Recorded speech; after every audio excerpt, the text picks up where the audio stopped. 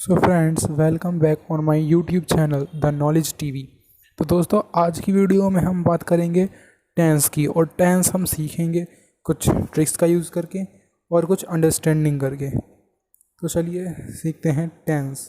तो tense generally तीन type के होते हैं, या तो जो चल रहा है जिसे प्रेजेंट टेंस कहते हैं, या जो बीत चुका है उसको हम पास्ट टेंस कहते हैं। तीसरा होता है जो आएगा, जो कि फ्यूचर टेंस है। तो ये तीन टाइप के टेंस होते हैं। इनको टेंस को तीन टाइप में डिवाइड किया जाता है, प्रेजेंट, पास्ट और फ्यूचर। तो चलिए तीनों को एक एक करके सीखते हैं। और हाँ दोस्तों, मैं आपको बात और बता दूँ, अगर आप टेंस याद कर लेते हैं ना ढंग से, तो 30 से 40% आपको इंग्लिश तो यूँ ही आ जाती है। तो चलिए अब एक एक करके सीखते हैं। पहला है प्रेजेंट टेंस।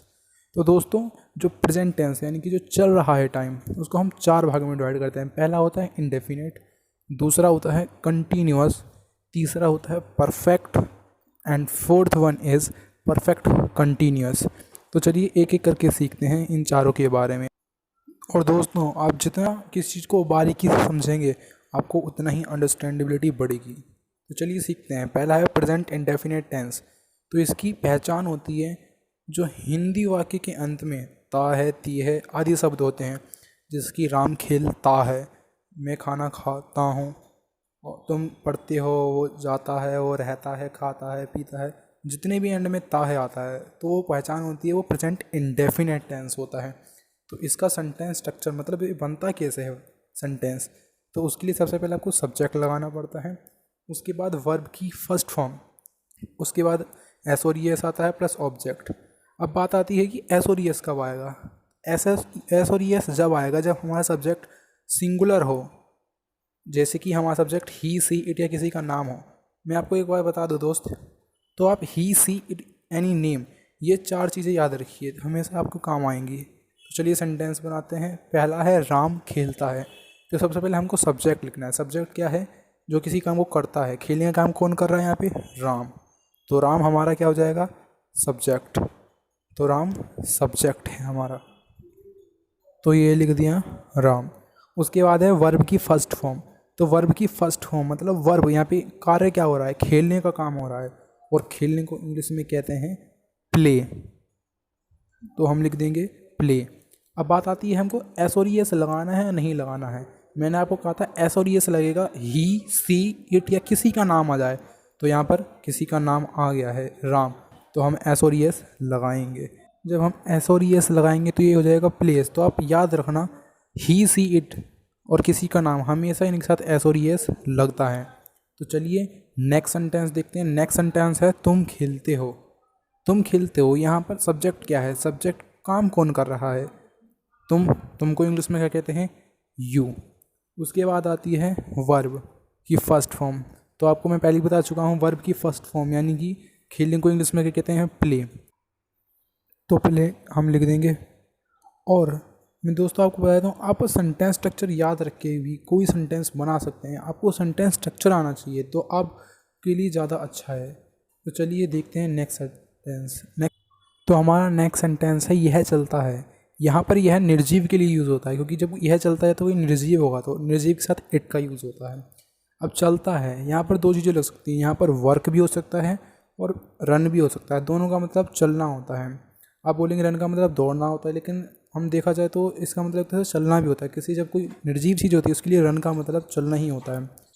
मेरे को पता है आपको समझने में थोड़ी सी प्रॉब्लम हो रही होगी, हर किसी को होती है, वेदर इट इज़ स्टूडेंट और टीचर। अगर आप अंग्रेजी ढंग से बोलना चाहते हैं तो आपको हार्ड वर्क करना पड़ेगा, क्योंकि as much hard work you will do as you will get your result. तो हम लिख देंगे इट वर्क्स। तो चलते हैं नेक्स्ट सेंटेंस देखते हैं। नेक्स्ट सेंटेंस है सचिन क्रिकेट खेलता है। यहाँ पर खेलने का काम कौन कर रहा है? सचिन। तो सब्जेक्ट तो आसान है, तो हम लिख देंगे सचिन सब्जेक्ट हो गया। अब उसके बाद है खेलता है, क्रिया लिखनी है, वर्ब लिखनी है। वर्ब है खेलना, और खेलने को इंग्लिश में क्या कहते हैं? प्ले। तो हम लिख देंगे प्ले। अब बात आती है एस और ई एस आएगा। आपको सिंपली ही पता ये आएगा, क्योंकि ही, सी, इट और किसी के नेम के साथ एस और ई एस का यूज़ होता है। उसके बाद ऑब्जेक्ट। ऑब्जेक्ट क्या है? ऑब्जेक्ट है क्रिकेट, तो ये सेंटेंस बन जाएगा सचिन प्लेस क्रिकेट।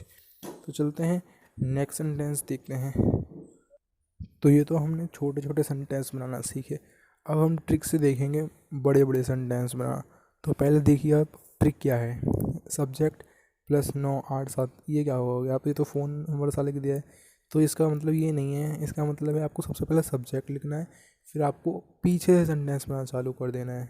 जैसे कि मैं छत पर पतंग उड़ाता हूँ, सब्जेक्ट क्या है आई, आई, उसके बाद पीछे से सेंटेंस उड़ाता हूँ को इंग्लिश में कहते हैं फ्लाई। अब क्या उड़ाता है यह पतंग यानी कि काइट। उसके बाद है छत पर, ऑन रूफ। तो चलिए नेक्स्ट सेंटेंस देखते हैं। नेक्स्ट सेंटेंस है मैं लाल किले के पीछे वाली खिलौने की दुकान से अपने दोस्तों के लिए खिलौने खरीदता हूँ। सेंटेंस अच्छा है ना। तो आप ऐसे सेंटेंस आसानी से बना लेंगे। सबसे पहले आपको लिखना है सब्जेक्ट यानी कि आई, और उसके बाद सेंटेंस पीछे से बनेगा खरीदता हूँ यानी कि परचेस। उसके बाद खिलौने के लिए उसमें कहते हैं टॉयज़। अपने दोस्तों के लिए यानी कि फॉर माई फ्रेंड्स। ओके, उसके बाद है खिलौने की दुकान से, फ्रॉम द टॉयज़ शॉप, अब है लाल किले के पीछे वाली यानी कि बिहाइंड रेड फोर्ट वन का यूज़ होता है वाला। अगर हम किसी पर्टिकुलर दुकान की बात करते हैं, रेड फोर्ट वन, काली वाली, ब्लैक वन, तो इस तरीके से आपको पीछे से बनाना चालू करना है। तो आप भी ट्राई कीजिए। अब देखते हैं नेक्स्ट नेगेटिव सेंटेंस और इंट्रोगेटिव। नेगेटिव सेंटेंस वो होते हैं जिसमें नहीं आता है, मैं नहीं खेलता हूँ, राम नहीं पढ़ता है, सचिन क्रिकेट नहीं खेलता है, वह जल्दी नहीं उठता है। अगर आप देखो नहीं हटा दो तो ये अफर्मेटिव बन जाएगा, यानी कि जिससे पहले जो हमने सीखे हैं वही वाले सेंटेंस बन जाएंगे। और इसी तरीके से होते हैं इंट्रोगेटिव, यानी कि वो प्रश्न वाले होते हैं। जैसे कि क्या आता है उनकी शुरुआत में, क्या तुम क्रिकेट खेलते हो, क्या सीता खाना पकाती है, क्या राम पढ़ता है, क्या वे पार्क जाते हैं। तो इसी तरीके से सेंटेंस होते हैं, इनका भी डिफरेंट सेंटेंस स्ट्रक्चर होता है। इनको भी समझते हैं एक एक करके। तो पहले हम नेगेटिव देखेंगे, इंट्रोगेटिव। तो आप पहले समझ लीजिए, अगर आप क्या को हटा देंगे, तुम क्रिकेट खेलते हो, तो जो अभी हमने सीखे वैसे ही बन जाएगा, ठीक है ना। लेकिन अब इसमें क्या आ गया है, तो इसके रूल्स बदल जाते हैं। पहले हम एस और एस लगाए थे, अब नहीं लगाए। तो सेंटेंस स्ट्रक्चर देखते हैं पहले। सेंटेंस स्ट्रक्चर नेगेटिव वाले के लिए है ये। सबसे पहले subject plus do does plus not plus verb की first form plus object. And interrogative में do does plus subject plus not plus verb की फर्स्ट फॉर्म प्लस ऑब्जेक्ट। अब एस और एस नहीं आता है दोनों कंडीशन में। जब हम डू डज का यूज़ कर लेते हैं तो एस और एस का रूल ख़त्म हो जाता है। अब सवाल है डू और डज कब लगता है। डू का यूज़ लगता है प्लूरल के साथ, जैसे कि आई, वी, यू, दे, या दो से ज़्यादा लोगों के नाम के लिए, तो उसके लिए हम डू का यूज़। और डज का यूज़ होता है सिंगुलर, जैसे कि ही, सी, इट, किसी का नाम। मैं आपको पहले बता चुका हूँ, ही, सी, इट और एनी नेम ये यूज़ होगा। मैं आगे भी काफ़ी यूज़ करूँगा, तो आपको ध्यान रखना है। ही, सी, इट किसी के नाम के साथ डज आता है, और जो आई, वी, यू, दे हैं इनके साथ डू का यूज़ होता है। तो ये दोनों एक तरफ से हेल्पिंग वर्ब का काम करते हैं। आप मेरी पिछली वीडियो में देख सकते हैं हेल्पिंग और मेन वर्ब क्या होती है, और अगर सब्जेक्ट इनमें ही प्रॉब्लम तो मैं भी आपको ये भी बता दूंगा। तो चलिए एग्जाम्पल लेते हैं कुछ। वह जल्दी नहीं उड़ता है, क्या वह जल्दी उड़ता है। ऊपर वाला सेंटेंस नेगेटिव का है और नीचे वाला इंट्रोगेटिव का। वह जल्दी नहीं उड़ता है, सबसे पहले सब्जेक्ट ही, उसका डू या डज लगाना है। मैंने आपको बताया था ही, सी, इट या किसी का नाम आया उसके साथ डज का यूज़ सकता है, तो लगा देंगे हम डज। उसके बाद नॉट, उसके बाद वर्ब की फर्स्ट फॉर्म, उठने को इंग्लिश में कहते हैं वेकअप। उसके बाद है जल्दी यानी कि early, he does not wake up early. Next sentence नीचे वाला, क्या वह जल्दी उठता है, तो सबसे पहले डू डज, तो डज तो आएगा ही क्योंकि हमारा सब्जेक्ट सिंगुलर है। उसके बाद हमको लिखना है सब्जेक्ट क्या है हमारा, ही, तो हम लिख देंगे ही। उसके बाद आएगा नॉट, अगर है, अगर नहीं है सेंटेंस में तो हम नहीं लगाएंगे, वरना वेकअप अर्ली। तो हो गया, डज ही वेकअप अर्ली, क्या वह जल्दी उठता है, क्या तुम मुझे जानते हो, डू यू नो मी। तो इस तरीके से सेंटेंस बनते हैं। चलते हैं अगला एग्जाम्पल देखते हैं। एग्जाम्पल है सीता खाना नहीं पकाती है, क्या सीता खाना नहीं पकाती है। देखिए ये वाला आ गया। तो सबसे पहले सीता खाना नहीं पकाती है, सबसे पहले सब्जेक्ट सीता है।